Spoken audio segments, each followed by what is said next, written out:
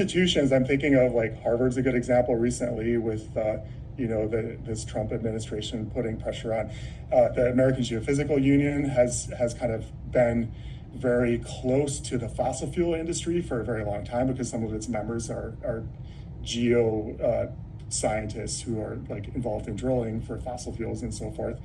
And the institutions, the heads of the institutions need to be, and this is true of JPL as well, of course, like they have to be savvy of funding, right? So they have, if you're the director of this big institution and you have a few thousand employees, it's like a lot of mouths to feed, and you have to be really careful to make sure the funding keeps flowing. So, you can't piss off, for example, an administration or a Congress who might not, whether they believe climate change is actually happening or whether they just say that, it's immaterial, right? Their position is climate change isn't happening, and they want to tamp down anyone who says that it really is. So that puts the director of these institutions in a hard place, right? And we saw this similarly with Harvard when the administration was saying, like, you have to do X, Y, and Z, otherwise we're gonna.